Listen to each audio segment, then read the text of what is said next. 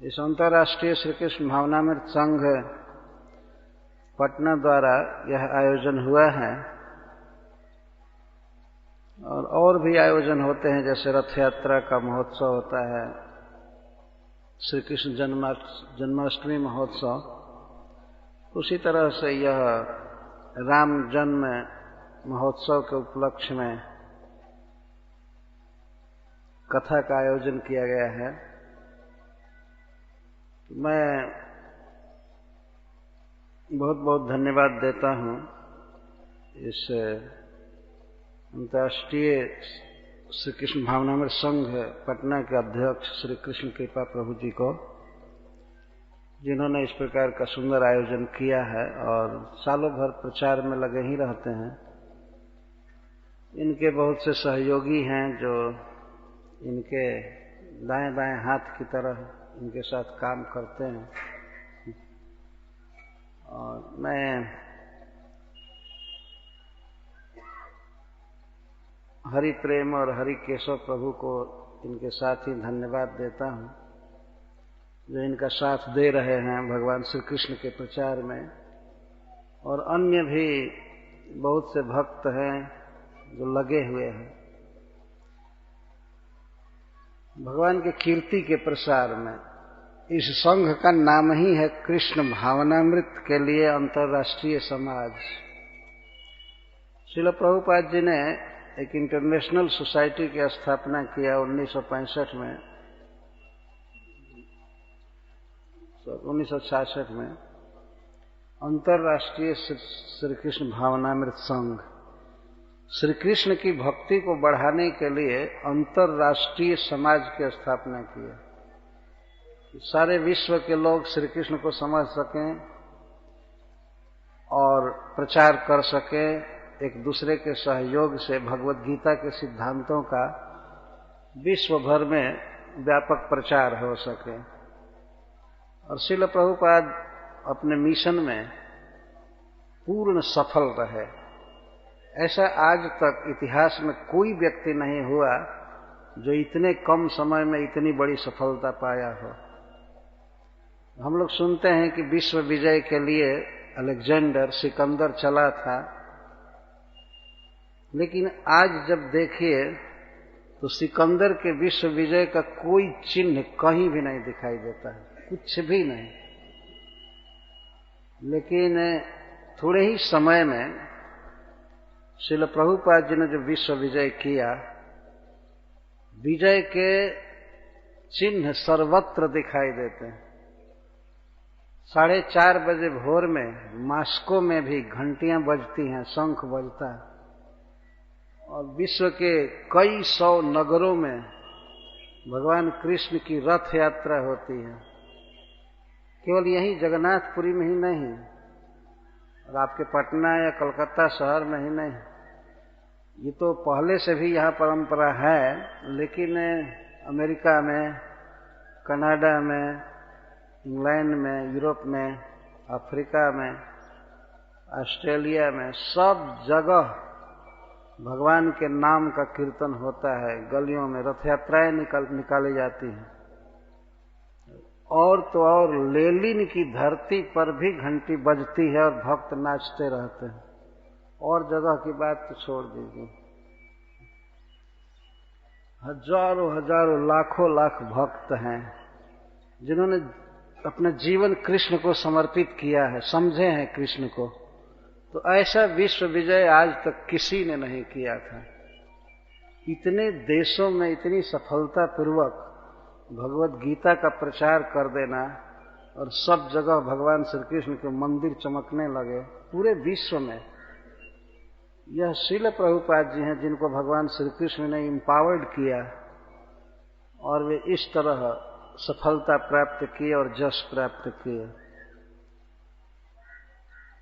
तो ये भक्त लोग जो प्रचार में लगे हुए हैं, उन्हीं श्रील प्रभुपाद जी के कृपा प्रसाद के फल हैं और श्रील प्रभुपाद जी की कृपा से सफल हैं प्रचार में। आप लोगों के सहयोग की हमेशा आकांक्षा रहती है कि इन भक्तों का साथ दें, जिससे आप अक्षय पुण्य के भागी बने। यह धरती भी पाटलिपुत्र की खोज रही है भगवान श्री कृष्ण का भव्य मंदिर, चाहती है जैसे लाखों लाख लोग यहाँ आवें और अपने प्रियतम प्रभु भगवान श्री कृष्ण को समझें और उनसे प्रेम करें और इस प्रकार अपना जीवन सफल करें। ये सबके सहयोग की आवश्यकता है। हमने सुना था एक दिन एक व्यक्ति बोल रहे थे जनता में, तो कहते तुम हमारा साथ दो मैं तुम्हें शक्ति दूंगा इस तरह से बोल रहे थे। तो वही बात है कि आप लोग सब तरह से सहयोग कीजिए। आप लोग की सेवा में भक्त हाजिर हैं, 24 घंटे लगे हुए हैं। तो इसी प्रचार की यह एक कड़ी है, यह महोत्सव भगवान के जन्म पर या रथ यात्रा पर या और किसी विशेष पर्व पर यह महोत्सव होता रहता है। महोत्सव में भगवत कथा का मुख्य स्थान है। श्री रामचरितमानस में कहा गया है कि जन्म महोत्सव रचहि सुजाना, करहि राम कल कीरति गाना। करहि राम कल कीरति गाना, भगवान श्री राम के मधुर कीर्ति का गान करते हैं। महोत्सव में यह सर्वश्रेष्ठ अंग है। यदि मान लीजिए मनुष्य जूटे खाएं पिएं और कोई बाजा न बजाया जाए, कोई बात न गाई जाए, तब तो वो कोई शोभा नहीं है फेस्टिवल की। चुपचाप सब आवे और चले जाएं, चुपचाप आवे चले जाएं। गाना और नाचना और इसके बाद खाना, ये इसी को उत्सव कहते हैं। तो यह श्रृंखला चल रही है। इसमें भगवान श्री राम के वनगमन की चर्चा हो रही थी। देखने में विपरीत प्रसंग लग रहा है कि कहाँ भगवान का जन्मोत्सव और कहाँ वनगमन की कथा। लेकिन वास्तविकता यह है कि भगवान का वन में जाना कोई दुखपूर्ण काम नहीं है। समस्त विश्व के मंगल के लिए वो वन जा रहे हैं। असुरों का वध करके देवताओं को, संतों को, गायों को, ब्राह्मणों को, सबको और सारी जनता को सुखी करना चाहते हैं। आपने सुना होगा शुरू में देवताओं ने किस तरह प्लान किया और माता सरस्वती को बाध्य किया मंथरा में कुमति भरने के लिए।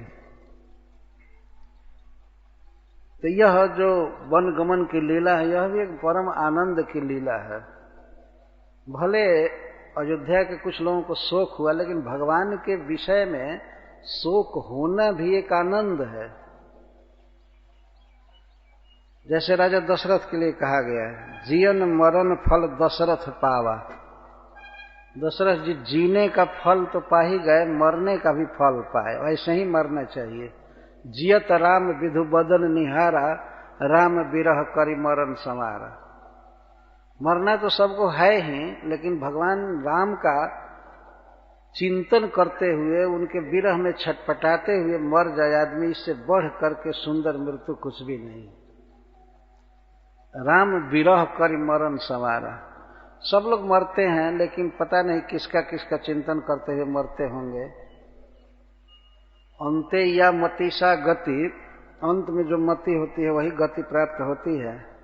तो राजा दशरथ जो इस तरह राम राम कहते हुए और राम के गुण स्वभाव लीला का चिंतन करते हुए मरे, तो यह दशरथ जी के जीवन का श्रृंगार है।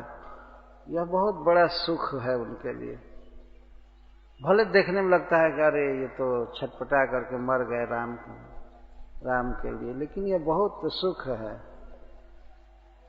ये सोच करके आनंद से भगवान की कथा सुननी चाहिए, चाहे वनगमन की कथा हो अथवा विवाह की कथा हो अथवा रावण के वध की कथा हो। सारी कथाओं का एक जैसा महत्व है। तो हम लोगों ने भगवान राम की वनगमन लीला का आस्वादन किया था। उसका थोड़ा सा अंश रह गया है, मैं उसको पूरा कर रहा हूं। और श्री भगवान को चित्रकूट में सुव्यवस्थित करके तब कथा को विश्राम दिया जाएगा। ये प्रसंग आया था कि भगवान श्री राम अपने भाई लक्ष्मण और पत्नी सीता जी के साथ रास्ता चलते चलते थोड़ा थक गए, तो एक बट वृक्ष के नीचे रुके। बगल के गांव के लोग ला करके खूस और पत्ता तोड़ ताड़ करके कोमल कोमल पत्ता बिछा करके और कहे कि आप यहां रुकिए। और एक व्यक्ति पानी भर करके लाया बर्तन में, मिट्टी के बर्तन में, और कहा कि इसको पी लीजिए। तो भगवान पिए और वहां बैठे, सब लोग घेर करके उनको देखने लगे। इसका वर्णन कल किया गया था।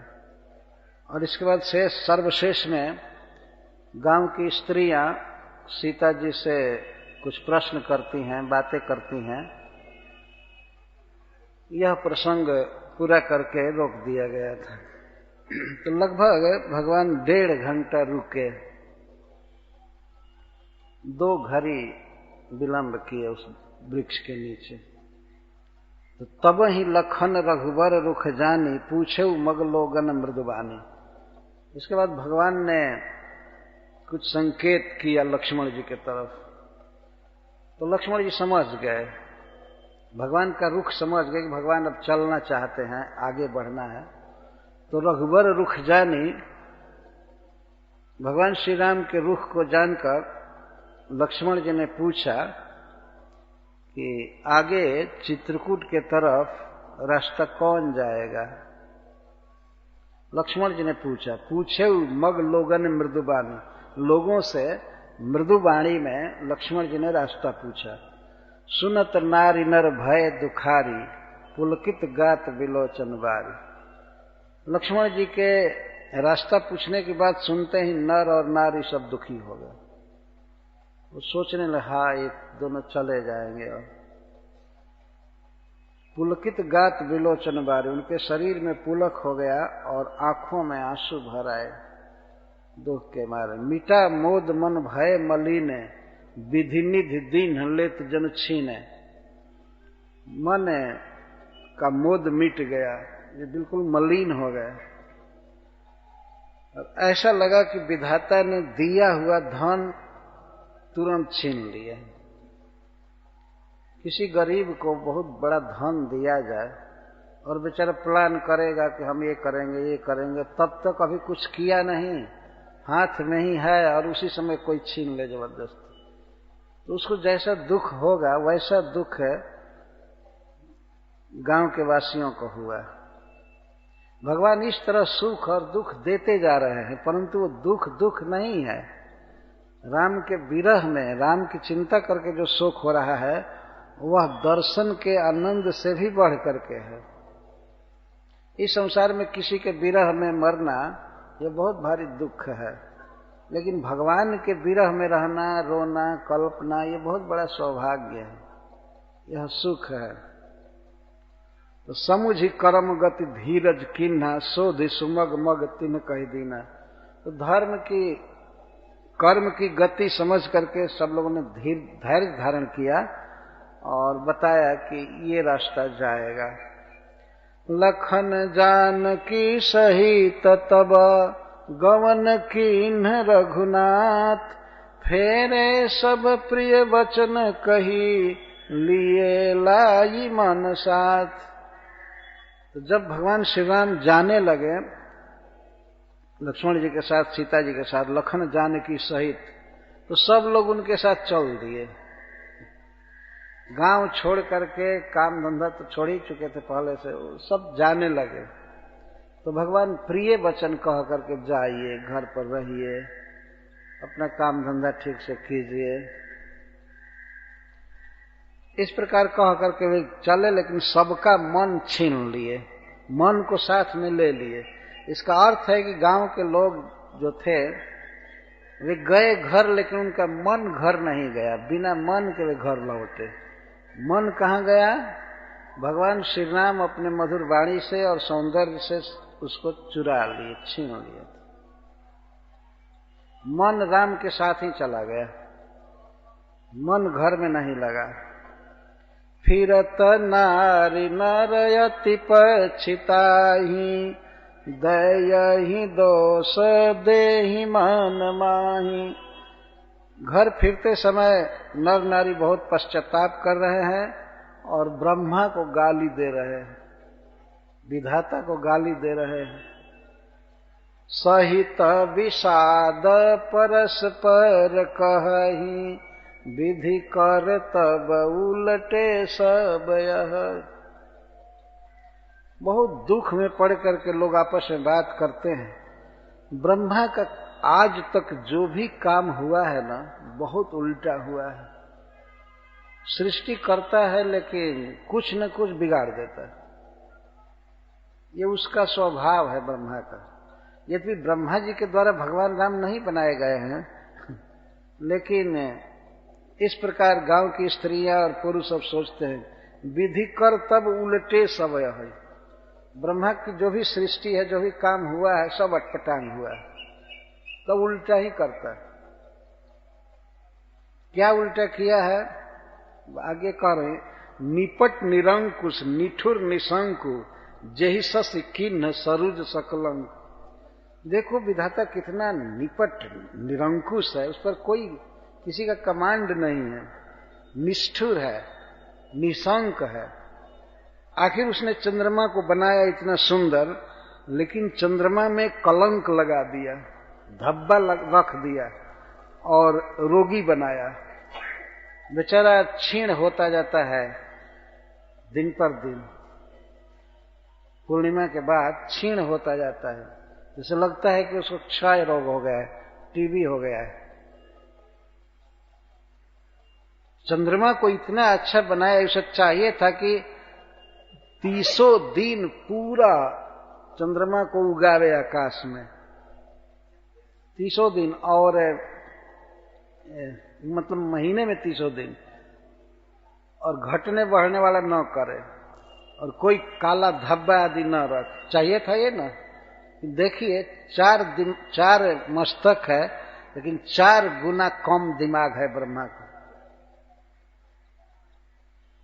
इतनी शक्ति है बनाने की। चंद्रमा जैसा सुंदर बनाया वह, ऐसी सुंदर वस्तु, लेकिन उसमें 2 चीज छोड़ दिया, 2 चीज लगा दिया, रोग लगा दिया, टीबी पैदा कर दिया और कुछ जगह काट दिया, काला पोत दिया, धब्बा लगा दिया। देखिए यही ब्रह्मा की करतूत है। निपट निरंकुश निठुर निशंकु, जेहि सस किन्ह सरुज सकलंकु। रूख कलप तरु सागर खारा। इतना सुंदर वस्तु दिया विधाता। एक दूसरी उपमा दे रहे हैं। ब्रह्मा ने कल्प वृक्ष दिया जो लोगों की इच्छा को पूरा कर देता है। कल्प वृक्ष की शरण में कोई जाए और जो भी इच्छा करे वो सफल हो जाता है। कल्प का अर्थ होता है संकल्प, इच्छा। So desire tree Srila Prabhupada ji अनुवाद करते हैं। इच्छा वृक्ष, उसके छाया में जाने पर जो भी इच्छा की जाएगी वो पूरा कर देता है। यदि किसी को इच्छा हो कल्प वृक्ष की छाया में जाकर के कि हमें 10 खरब स्वर्ण मुद्रा चाहिए, वो उसी समय मिल जाएगा। या ऐसा फर्नीचर चाहिए, ऐसा कपड़ा चाहिए, या ऐसा भोजन चाहिए, तो कल्प वृक्ष दे देता है। इतनी सुंदर वस्तु है, लेकिन आखिर है रूख, रूख कल्प तरु, आखिर पेड़ है। तो उसको चाहिए था ब्रह्मा की किसी मनुष्य या देवता के रूप में उसकी सृष्टि करता है। पेड़ क्यों बनाया उसको? वो भोजपुरी भाषा में भी रूख कहते हैं। रूख, रूख बना दिया। रूख कल्प तरु और सागर खारा। समुद्र बनाया तो बिल्कुल नमकीन पानी भर दिया कि एक आदमी पानी नहीं पी सकता है। समुद्र के किनारे आदमी मर जाएगा प्यास के बिना, प्यास के कारण, लेकिन पानी नहीं पी पाता। एक कवि ने समुद्र के बारे में लिखा है तो किसी महाकृपण की चर्चा करते हुए कवि कहता है, कुएं की प्रशंसा करते हुए कहता है, कुआं दानी है लेकिन समुद्र अपार धन रखा है लेकिन एक बूंद पानी का दान नहीं करता है, कोई पीता ही नहीं है। हे कूप तुम चिरंजीव, हे कुआं तुम चिरंजीवी रहो, स्वल्प तोये बहु व्यय, तुम्हारे पास थोड़ा पानी है लेकिन खर्च बहुत है। रोज लोग बोरिंग से या बाल्टी से खींचते रहते है ना, कुएं से पानी रोज निकालते रहते हैं, थोड़ा ही पानी बेचारे के पास है, पर फिर भी सब पीते हैं, सबको देता है। लेकिन हे समुद्र तुमको धिक्कार है, अपार जल राशि होते हुए भी पथिक तुम्हारे तट पर एक बूंद पानी नहीं पी पाता है, बल्कि वही अपने आंसुओं के रूप में तुमको 10-20 बूंद दे देता है। इस तरह से कवि कहता है। कोई प्यास से व्याकुल व्यक्ति पहुंचे समुद्र के तट पर तो रोएगा, प्यास के कारण छटपटाएगा, तो उसके आंख से आंसू बहेगा, तो समुद्र उससे 10-20 आंसू ले लेता है, देता नहीं है। ऐसे कुछ धनी लोग हैं इस संसार में, समुद्र जैसे हैं, उनका पैसा काम नहीं आता है, ऐसे ही रह जाता है।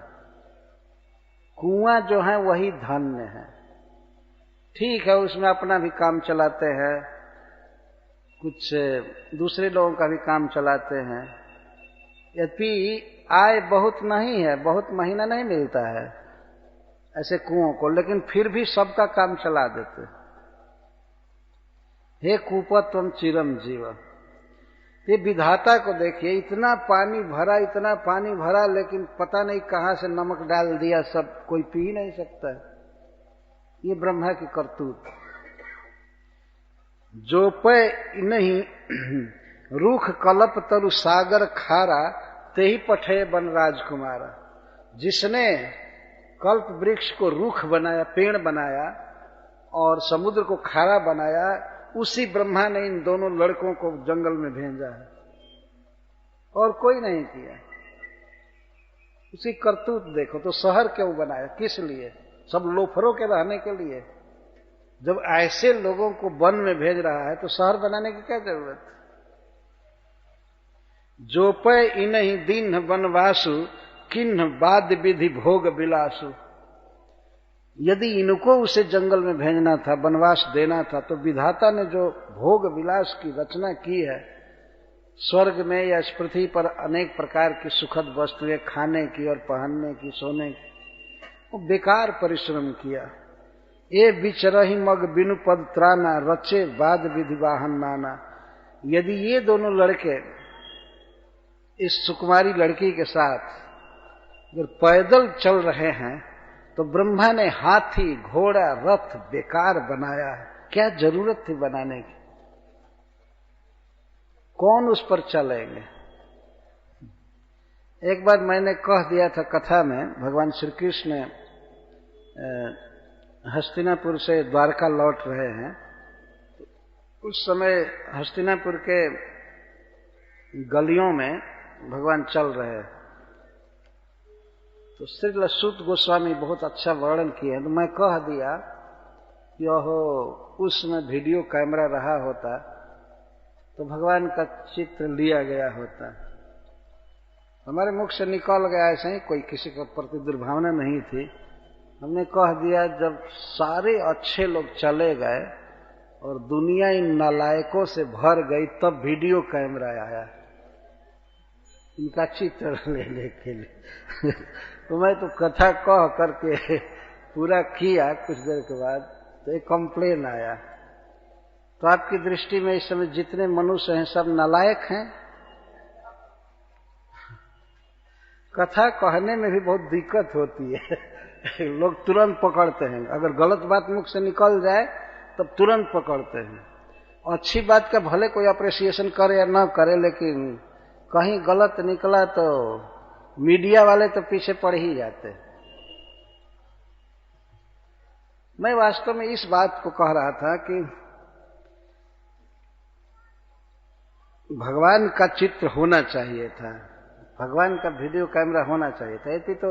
यद्यपि वे स्पिरिचुअल हैं, मेटेरियल वीडियो में नहीं आ पाएंगे, लेकिन फिर भी एक सद्भावना थी। यहां पर स्त्रियां खुद कह रही हैं, देखिए हम लोग कहेंगे तो लोग कहेंगे ऐसे कह रहे, ब्रह्मा जी ने हाथी बनाया, घोड़ा बनाया, रथ बनाया, जो कुछ बनाया, तो ये सब बेकार काम किया, तो क्या अब लोग चढ़ने के योग्य नहीं है? तो नहीं, कोई चढ़ने योग्य नहीं है। चढ़ने योग्य अगर सवारी से चलने योग्य कोई है तो ये तीनों हैं, बाकी कोई नहीं। इनको चलना चाहिए। तो ये बिचरहि मग बिनु पद त्राना, रचे वाद विधिवा हम नाना, ये मही परहि डारी कुश पाता, सुभग सेज कत सृजत विधाता। यदि ये तीनों पृथ्वी पर घास और पात डालकर, कुश और पत्र डाल करके सो रहे हैं, तो ब्रह्मा सुंदर सुंदर सेज की रचना क्यों किया, सज्जा क्यों बनाया? पागल है, बेवकूफ है, उसको रचना आती नहीं है।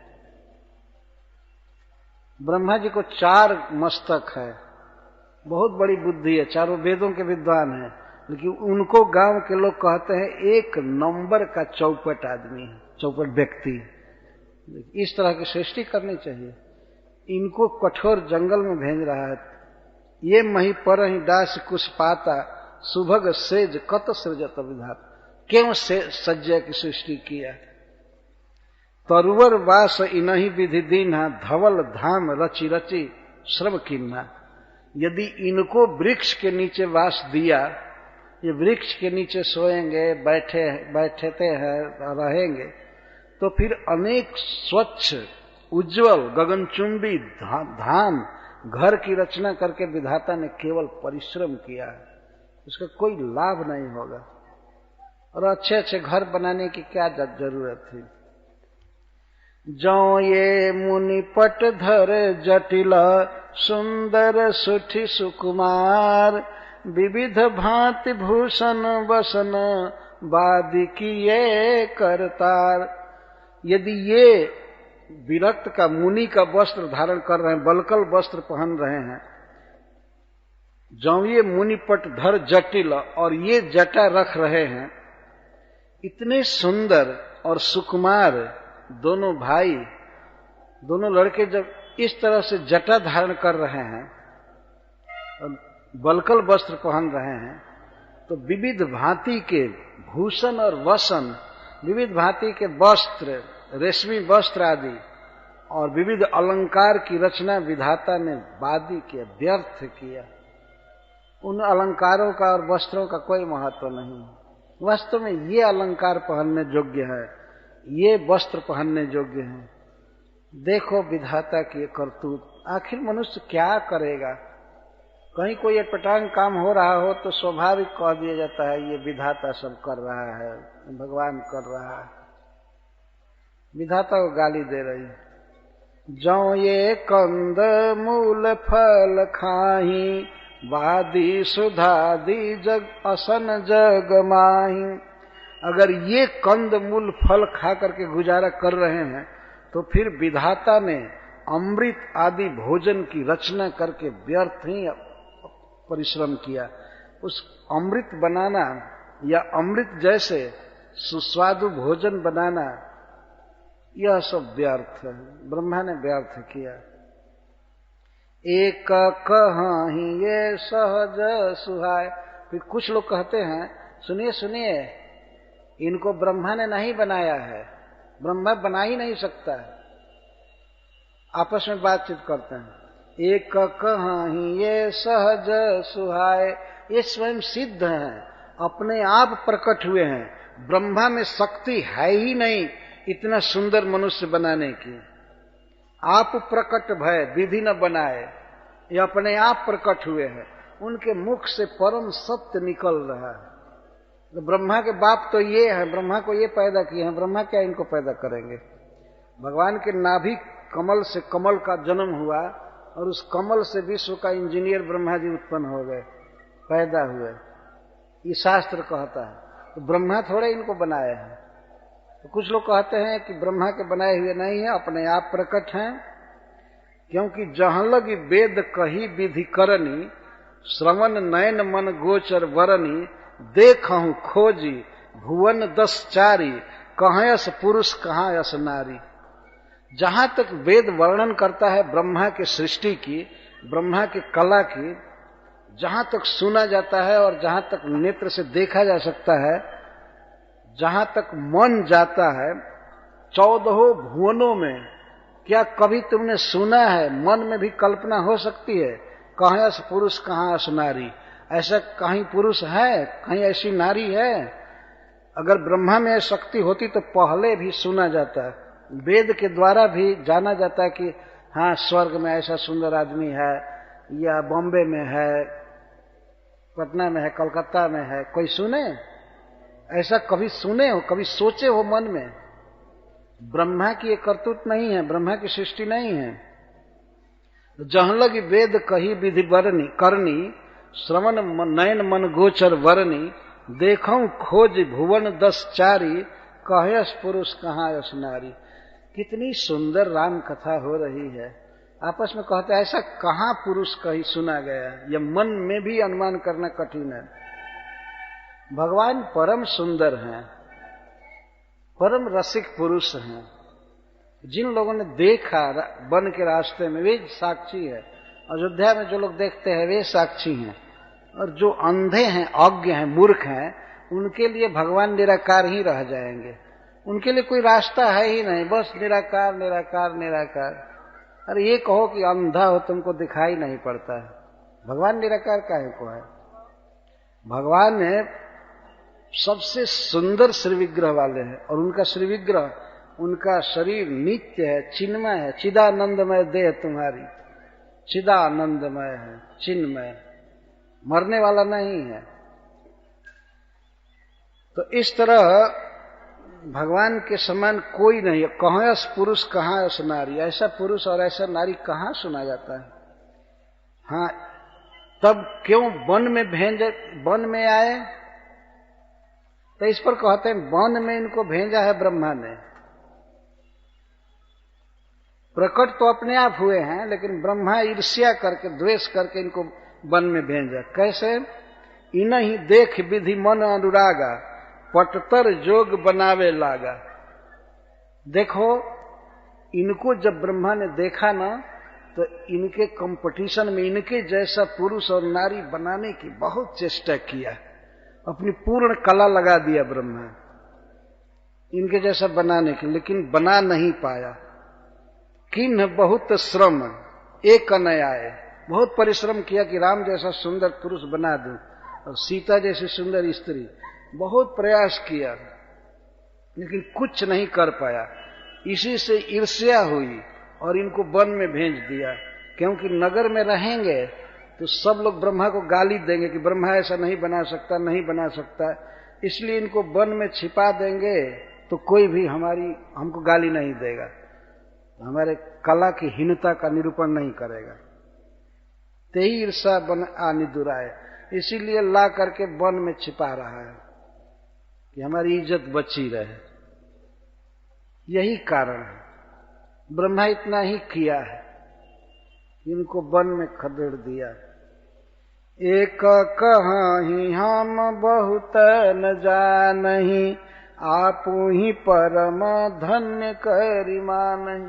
कुछ लोग कहते भाई एक बात सुनो, हम तो बहुत नहीं जानते हैं, ये अपने से प्रकट हुए कि ब्रह्मा ने बनाया या ब्रह्मा ने क्या किया, हमको कुछ मालूम नहीं, लेकिन हम अपने को परम धन्य मानते हैं कि इनका दर्शन हुआ, हम इतना ही जानते हैं। एक कहीं हम बहुत न जानहीं, आपू ही परम धन्य करिमानहीं। इनका दर्शन हुआ, यह हमारा अतिशय भाग्य है। हमने कोटि कोटि जन्मों में अनेक सुकृत किया था, दान दिया था, तपस्या किया था, इसके फल से भगवान ने हमें इन दोनों लड़कों का दर्शन दिया, ये हमारा भाग्य है। ते पुण्य पुंज हम लेखे, जे देखा ही देखी ही जी न देखे। और उन लोगों को हम महापुण्यवान मानते हैं पुण्य का कोष मानते हैं उनको जो इन दोनों भाइयों को और इस स्त्री को देखे हैं, देखेंगे और देख रहे हैं। वही वास्तव में सच्चे भाग्यशाली लोग हैं इस संसार में। ते पुण्य पुण्य पुंज हम लेखे, जे देखहीं देखी हहीं जिन देखे। जो देख चुके हैं इनको और जो आगे देखेंगे और जो देखा ही, जो देख रहे हैं, वही लोग इस संसार में भाग्यशाली हैं, सच्चे मनुष्य, सफल जन्मा है। और जिन लोगों ने इनको नहीं देखा और आगे भी नहीं देखेंगे, उनका भाग्य फूटा हुआ है। इनको देखना ही जीवन का सबसे बड़ा आनंद है। अरे भगवान को डायरेक्ट इस समय नहीं देख पाएंगे तो कम से कम शास्त्रों को पढ़ करके तो देखिए मन में, और मंदिर में जा करके भगवान को देखना चाहिए। ये देखने का प्रकार है।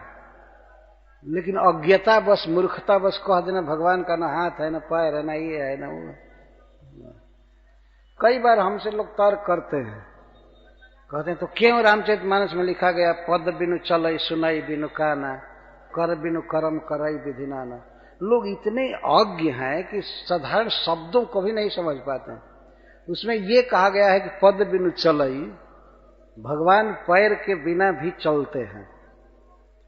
पद बिनु चलई सुनई बिनु काना, बिना कान के भी सुनते हैं। सुनते हैं लेकिन क्रिया का प्रयोग किया जा रहा है। भगवान सुनते हैं, भगवान चलते हैं, लेकिन कोई बाध्य नहीं है कि वो पैर से ही चले या कान से ही सुने या हाथ से ही काम करे। भगवान का कोई भी अंग कोई भी काम करता है। उनका पैर सुन सकता है, नख देख सकता है, और बिना चले ही वो करोड़ों कोस चल देते हैं, घूम आते हैं। ऐसा वर्णन है शास्त्रों में, लेकिन उनके क्रिया का वर्णन है और उनके अंगों का वर्णन है। ये शास्त्र कहता है। जैसे मान लीजिए किसी के पास कार है और कोई कहे कि बिना कार के भी चलते हैं, तो इसका मतलब ये नहीं है कि कार नहीं है। बिनु पग चलई, बिना पैर चलाए ही चल देते हैं। उपनिषद कहता है तन्ने जति तद्दे जति, भगवान चलते हैं, भगवान खाते हैं, लेकिन वो बाध्य नहीं है कि अब हाथ से उठाएंगे मुंह में रखेंगे तभी खाएंगे। मनुष्य बाध्य है। भगवान आंख से भी खा लेते हैं। और सब भांति अलौकिक करनी, अलौकिक करनी, करनी का अर्थ होता है करण वाला, इंद्रिय वाला।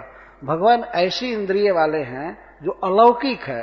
लोक में आदमी जब खाएगा तब जीभ से खाएगा, मुंह से खाएगा, हाथ से उठाएगा, लेकिन भगवान इसके लिए बाध्य नहीं है। इसलिए मंदिरों में आप लोगों ने देखा है भगवान को ऐसे अर्पित किया जाता है, बिना हाथ पैर चलाए ही भगवान खा लेते, वो भगवान का प्रसाद होता है। वैसे करते हैं, अद्भुत उनकी करनी है। भगवान श्री कृष्ण के विषय में ऐसा कहा जाता है, दुर्वासा जी एक बार गोपियों को कहे नदी जमुना पार करने में कि यदि भगवान श्री कृष्ण अखंड ब्रह्मचारी हैं तो तुम लोग पार हो जाओगे या चले जाओगे, ऐसा कहा। और एक बार उन्होंने कहा, कहो कि दुर्वासा जी कुछ भी नहीं खाए हों तो जमुना जी हम लोगों को मार्ग दे दे, बिल्कुल पत्थर जैसा बन जाए, उसमें पार हो जाए।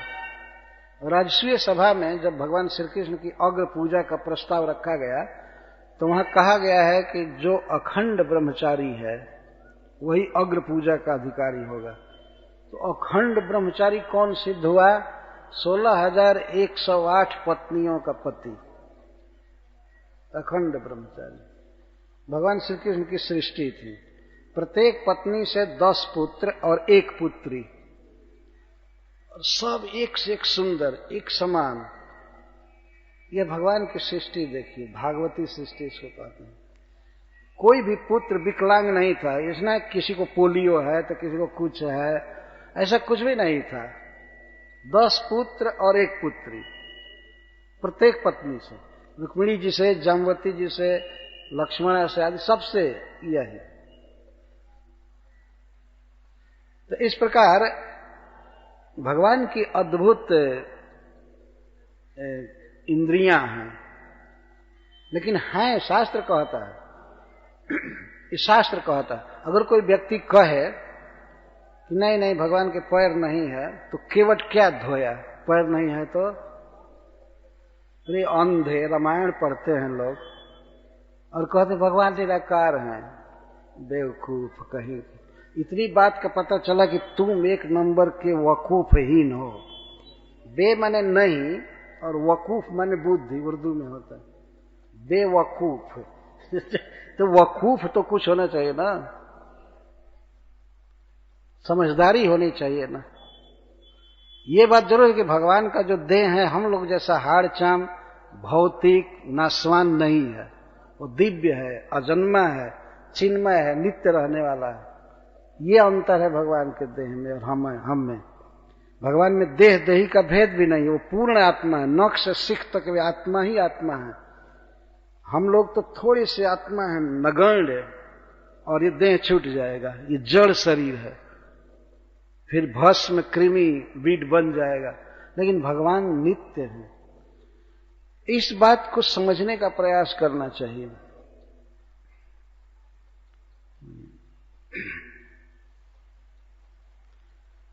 तो भगवान को देखना यही जीवन का धन्यता है जीवन की। ते पुण्य पुण्य पुंज हम लेखे, हम समझ रहे हैं, हम ये बात कह रहे हैं बहुत जोर दे करके, ग्रामवासी कहते हैं उनका ही जीवन धन्य है, वही सौभाग्यशाली हैं जो इन तीनों को, श्री राम, श्री लक्ष्मण और श्री सीता को देखा ही, जो देख रहे हैं, देखी हैं ही, आगे भविष्य में देखेंगे, और जिन्हें देखे पहले जिन्होंने देखा है। हम लोग भी देख सकते हैं भगवान राम को रामायण के इन पन्नों के द्वारा, इन वर्णनों के द्वारा आज भी देख सकते हैं। यहाँ भगवान ऐसे जा रहे हैं, ऐसा सुंदर मुख है, सुंदर अलक है, सुंदर जटा है, सुंदर चरण, सुंदर हाथ, सुंदर बोली, सब कुछ अद्भुत है। आज भी कोई व्यक्ति देखना चाहे तो देख सकता है। लेकिन शुरू में ही यदि मान ले व्यक्ति की वो आकार वाला नहीं है, तो उस गधा को कौन समझा सकता है? कौन समझा सकता है? पहले से ही जो कुमार्ग पर चलना स्वीकार कर लिया। यही भगवान शिव क्या कहते हैं कि भगवान राम के विषय में जो व्यक्ति कहता है कुछ दूसरे प्रकार की बात, तो कहते कहाँ ही सुना ही अस अधम नर, ग्रसे जे मोह पिशाच, पाखंडी हरिपद विमुख, जान ही झूठ न साच। उसी राम का वो वर्णन कर रहे हैं। पार्वती जी ने यही पूछा कि राम कौन प्रभु पूछो तो ही, कहूं बुझाई कृपा निधि मोहि। राम कौन है? कुछ लोग कहते हैं कि कोई निराकार राम है, कोई ये है वो है। भगवान शिव ऐसे बुद्धू लोगों को बहुत गाली दिए हैं रामायण में। कहाँ ही सुना ही अस अधम नर, बिल्कुल लोवेस्ट आदमी ऐसी बात कहते हैं। अधम नर ग्रसे जब मोह पिशाच, जिनको अज्ञान रूपी पिशाच ने ग्रस लिया है, और जो पाखंडी हैं, भगवान श्री कृष्ण के चरण कमल से विमुख हैं, वे लोग ही ऐसी बात कहते हैं। पाखंडी हरिपद विमुख, जान नहीं झूठ न साच। उनको झूठ का भी ज्ञान नहीं है, साच का भी ज्ञान नहीं, कुछ जानते ही नहीं है। ते पुण्य पुंज पुण्य पुंज हम लेखे, जे देखा ही देखी हैं जिन देखे। यहाँ का जो मंदिर बनने वाला है उसमें भगवान श्री राम, लक्ष्मण जी और सीता जी तथा श्री हनुमान जी भी रहेंगे। देखने का अवसर मिलेगा भगवान को खूब आंख भर करके।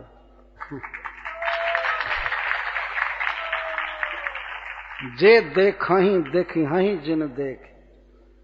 तीनों काल में भगवान हैं। अनादि काल से भगवान शिव का घुसुंडी आदि भक्तों ने देखा है, अयोध्या के करोड़ों लोगों ने देखा है, जनकपुर में देखा है, स्त्रियों ने देखा है, भगवान का विवाह हुआ है, भगवान रास्ता चले हैं, वन में जाते समय लाखों लोग देख रहे हैं। देखा है पहले के लोगों ने, कई अवतारों में भगवान को देखा है, आगे भी देखते रहेंगे और आज भी देख रहे हैं भक्तजन भक्ति के नेत्र से। यही विधि कही कही बचन प्रिय, ले ही नयन भरी नीर, किमि चली हही मार्ग अगमा, सुठ सुकुमार शरीर। इस प्रकार आपस में प्रेम पूर्ण वचन कह कह करके रो देते हैं लोग। इतने सुंदर, इतने सुकुमार कैसे कठोर रास्ते पर चलेंगे, कैसे जंगल में चलेंगे। किमी चली हई मारग अगमा सुठी सुकुमार शरीर। इस तरह भगवान के प्रति अपने आप स्नेह भर रहा है। जो करोड़ों साधना के बाद भी भगवान में प्रेम नहीं होता है, वो उनके सुंदर शरीर को देख करके प्रेम छलछला रहा।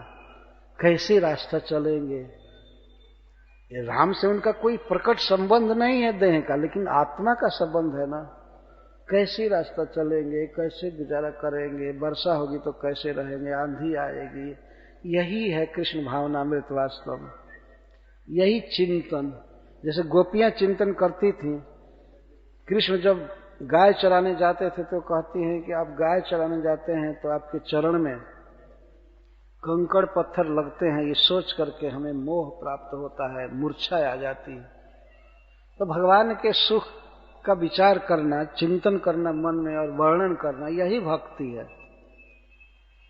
किमी चली हई मारग अगम सुठी सुकुमार शरीर। कैसे चलेंगे, कैसे जिएंगे। नारी स्नेह विकल बस होही चकई सांझ समय जन सोही। स्त्रियां स्नेह में विकल हो जाती थी, देख करके दोनों भाइयों को, सीता जी को स्नेह में विकल हो जाती। जैसे शाम के समय चकली विकल हो जाती है चंद्रमा को देख करके, विरह हो जाएगा प्रियतम से, इस भाव से विकल होती है। ये विकलता के विषय में दृष्टांत है। मृदु पद कमल कठिन मग जानी गहबरी हृदय कहीं बरबानी। स्त्रियां कहती हैं, अरे सखी कितना सुंदर कोमल चरण है, नवीन पत्ते से भी अधिक सुकुमार है, मक्खन की तरह सुकुमार है। और जमीन की कठोरता कितनी, इसको देख करके हमारे हृदय में दर्द उत्पन्न हो रहा है।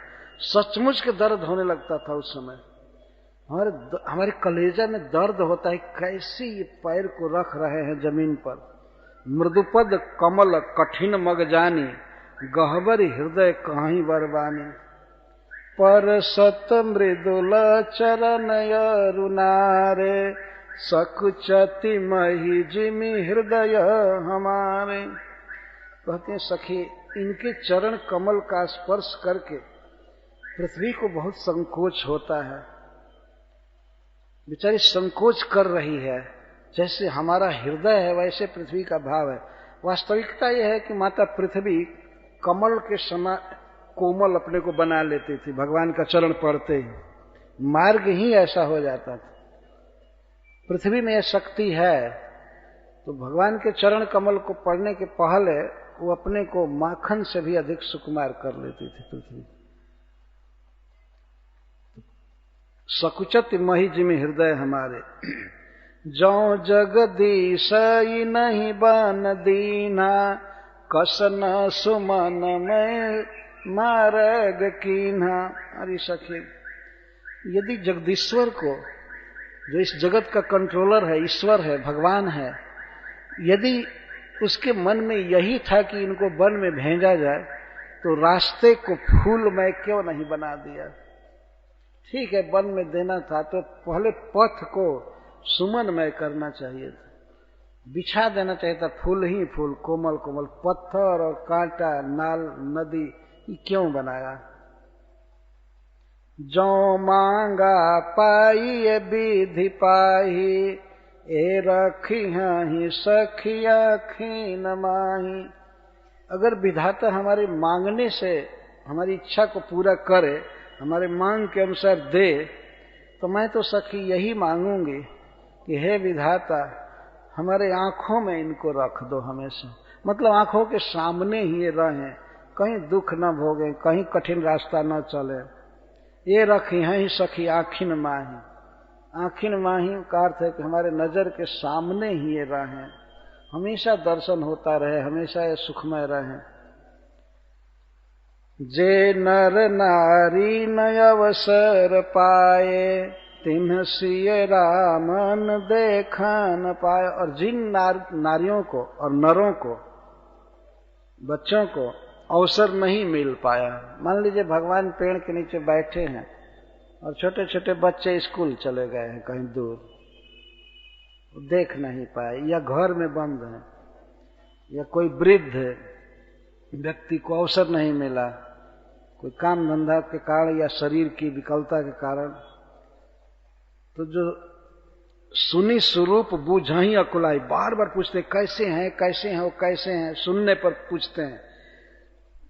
अब लग गए कहाँ लगे भाई, कहाँ गए होंगे, कहाँ गए होंगे वे दोनों भाई, कितना दूर गए होंगे, कितना दूर गए होंगे।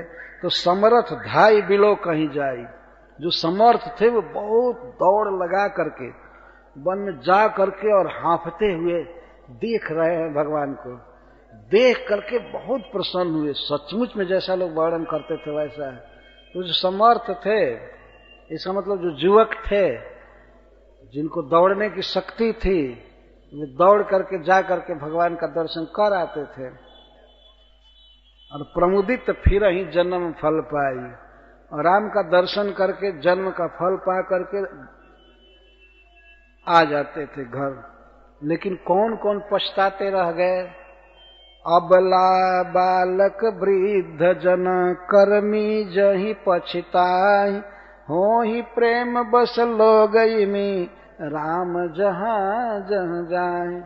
तो राम जहां जहां जाते हैं वहां कुछ अबलाए, अबला जिनमें बल नहीं था, स्त्री को अबला कहते हैं, बल नहीं होता है। कई प्रकार का अंकुश भी समाज का रहता है, निर्बल रहते हैं। अब तो बहुत भारी बल मिल गया स्त्रियों को। अब तो अबला का ये मतलब होगा कि जिनके समान बल किसी में नहीं है, उनको अबला कहा जाए। तो अबलाएं बालक और वृद्ध जन कर्मी जही पछताए, हाथ मल रहे थे, पछता रहे थे। लेकिन यह पछताना भी भक्ति हो गई उनकी, भगवान की याद करके, कल्पना करके और पछता रहे, कैसे है ऐसे हैं वो, हम नहीं जा पाएंगे।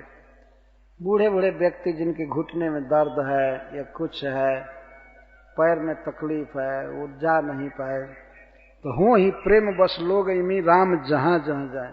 जहां जहां भगवान जाते हैं अपने आप दर्शन से और अपने कथा के श्रवण से सबको कृष्ण भावना भावित बनाते जा रहे हैं, अपने भावना में, अपने प्रेम में भरते जा रहे हैं। यह है भगवान के अवतार का प्रभाव। अपने आप देख करके लोग समझ जाते हैं कि ये भगवान है और प्रेम उमड़ जाता है। गांव गांव यश होई आनंद, गांव गांव में ये आनंद हो रहा है। बच्चों का, अबलाओं का और वृद्धों का पछताना भी आनंदोत्सव का ही अंग है। देखिए यहां सिद्ध हो रहा है, गांव गांव असहोई आनंद, देख भानुकुल कैरव चंद। सूर्य वंश कुमुदनी के समान है, तो उसको विकसित करने के लिए श्री राम चंद्रमा के समान है। देखी भानुकुल कैरव चंद, गांव गांव असहोई आनंद, देखी भानुकुल कैरव चंद। जे कछु समाचार सुन पावहीं, ते निरपरानी ही दोष लगावहीं। और जिन लोगों को कुछ और भी सूचना मिलती थी कि क्यों वन में आए हैं, तो सूचना क्या मिलती थी कि इन दोनों लड़कों के पिताजी 3 रानी रखे थे और एक ने इनको वन में भेजा, वनवास मांगा।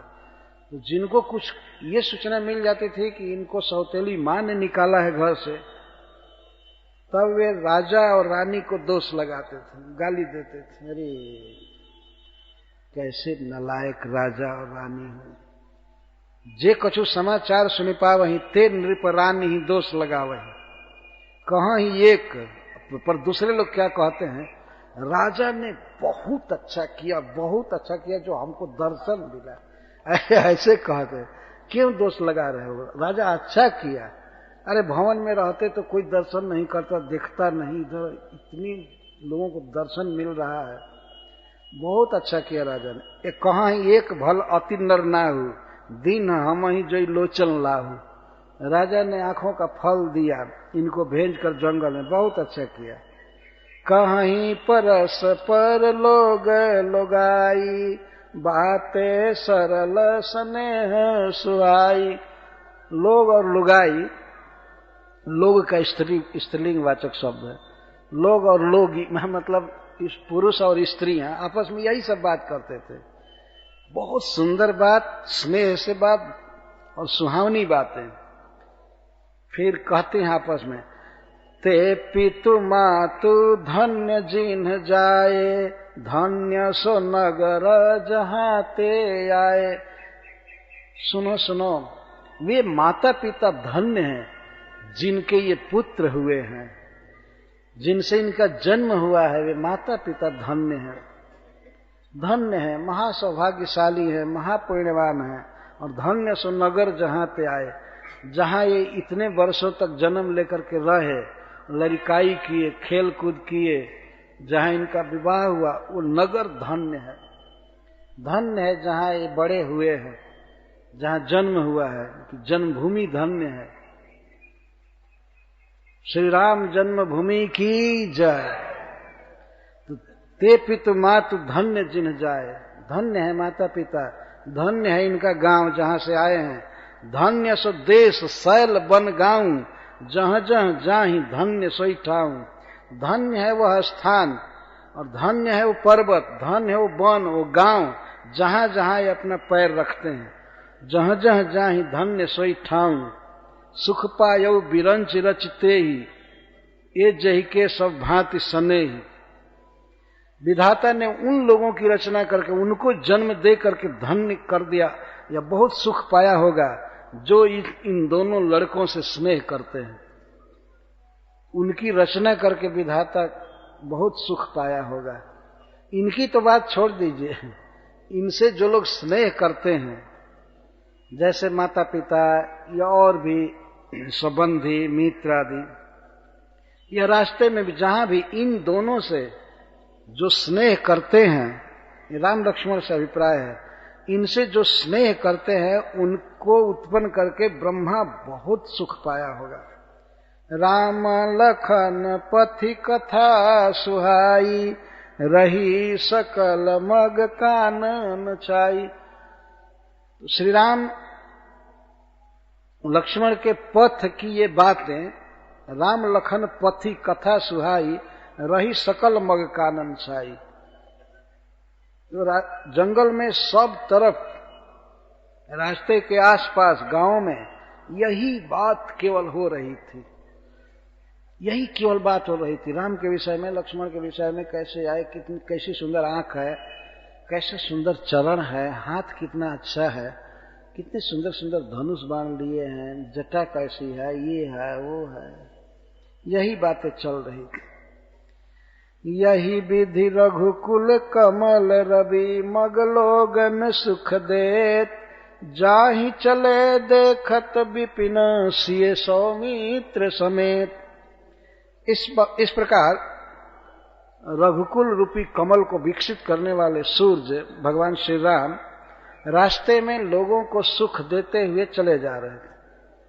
जाहि चले देखत विपिन, भगवान श्री राम वन को, वृक्षों को और पशुओं को, पक्षियों को देखते हुए लक्ष्मण जी के साथ और सीता जी के साथ चले जा रहे थे। और लोग कथा कहते जा रहे थे आपस में, आगे राम लखन बन पाछे, तापस वेश विराजत काछ। भगवान श्री राम आगे आगे चलते थे तपस्वी वेश में, और श्री लक्ष्मण जी पीछे चलते थे। दोनों के बीच में सीता जी चलती थी।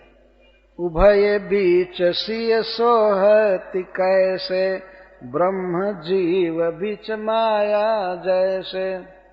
दोनों के बीच में सीता जी बहुत सुंदर लग रही थी, जैसे ब्रह्म और जीव के बीच में माया शक्ति रहती है भगवान की। उपमा बहुरी कहूं जी जोही, जन बुध विधु बीच रोही निसोही। या और उपमा दे रहा हूं, जैसे बुध ग्रह और चंद्रमा के बीच में रोहिणी शोभित होती है। प्रभु पद रेखा बीच बीच सीता, धरती चरण मग चलती सभीता। भगवान श्री राम के चरण चिन्ह के बीच बीच में सीता जी का चरण उभर रहा था। तो चलती थी तो भगवान के चरण चिन्ह पर अपना चरण कभी नहीं रखती थी, कभी दाएं कहीं बाएं कहीं बीच में रखती जाती थी। बहुत ढंग से सीता जी चल रही थी, तो भगवान के चरण चिन्ह को देखती हुई चलती थी। वैसे ही उनकी दृष्टि नीचे रहती थी। सीता जी बहुत इधर उधर नहीं देखती थी, इधर उधर ये सब, ये स्त्री में दोष माना जाता है। उसकी दृष्टि नम्र होनी चाहिए। वैसे भगवान के चरण चिन्ह को बचाते हुए सीता जी चल रही थी। कैसे प्रियतम के चरण पर अपना चरण रख।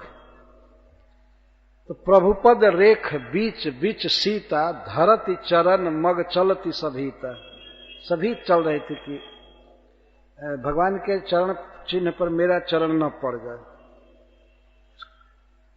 वैसे उनको अनुमान हो गया था कि यहां चरण रखूंगी तो अब पड़ेगा ठीक ठीक। हमेशा देखने की जरूरत नहीं पड़ती थी, सीता जी अभ्यस्त हो गई थी, तो फिर भी सभी चलती थी। सिय राम पद अंक बराये, लखन चलहि मग दाहिन लाए। और सीता और राम के चरण चिन्ह को बचाते हुए, दोनों के चरण चिन्ह को बचाते हुए श्री लक्ष्मण जी चल रहे थे। दोनों के चरण चिन्ह से बाएं चल रहे थे, उनको दाहिने रख रहे थे। अपने दाहिने पूज्य व्यक्ति को रखा जाता है, तो अपने से दाहिने रखे थे चरण चिन्ह को। वही तो चलते थे चरण से ही, लेकिन रास्ता के बिल्कुल बाएं भाग में चलते थे।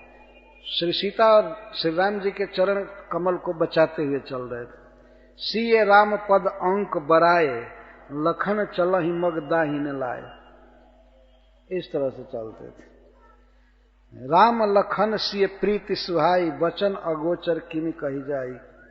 श्री राम जी, लक्ष्मण जी और सीता जी की सुंदर प्रीति आपस में वाणी का विषय नहीं है।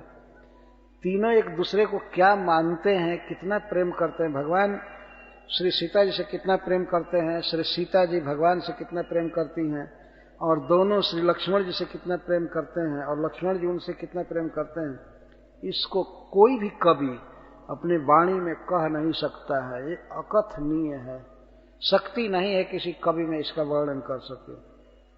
वचन अगोचर किमि कही जाई, खग मृग मगन देखि छवि होहि, लिए चोरी चित राम बटोही। पक्षी पशु भी राम की छवि को देख करके मग्न हो जाते थे, अथवा तीनों की छवि को, शोभा को देखकर मग्न हो जाते थे। ये तो मनुष्यों का वर्णन पहले किया जा रहा था, पर रास्ते में कोई पशु भी राम को देखता था या लक्ष्मण सीता को, तो वे भी एकटक देखते रहते थे। पक्षी भी देखते रहते थे। पक्षी ऐसे उड़ते थे बगल में, और उड़ते हुए राम के मुखारबिंद को देख करके चलते थे धीरे धीरे।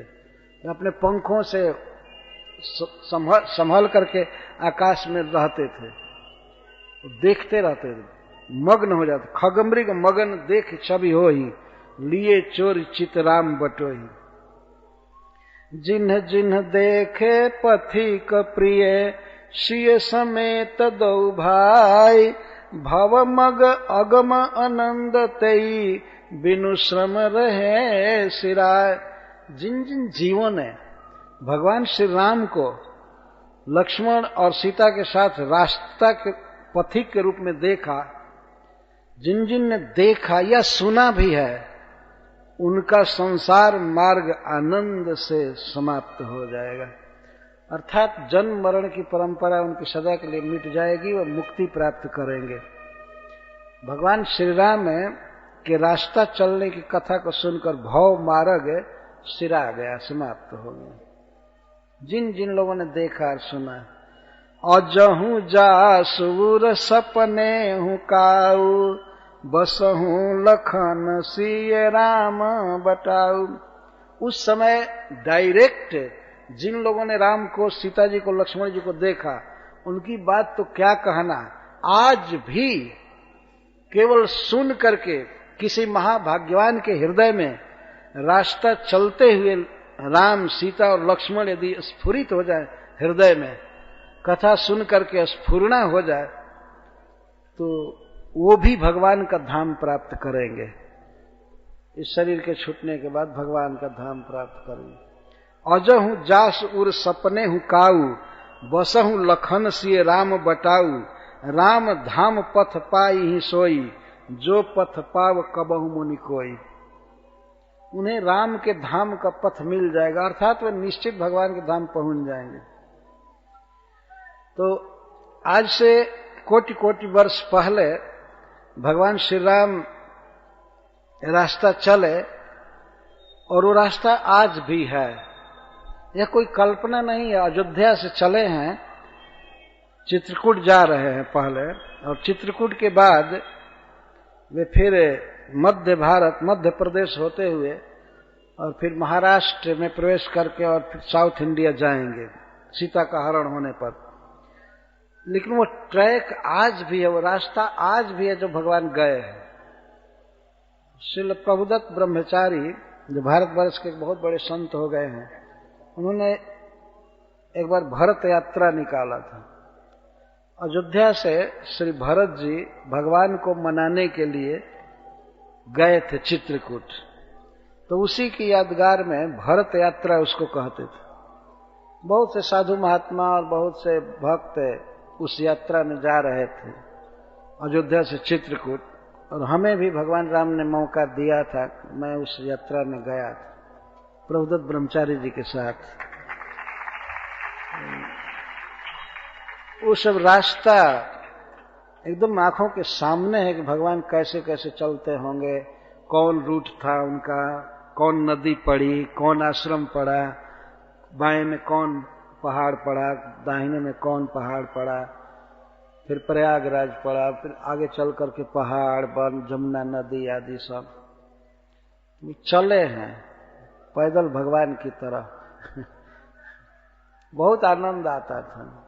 खूब कीर्तन गाते हुए, बीच बीच में कथा होती थी और प्रसाद होता था।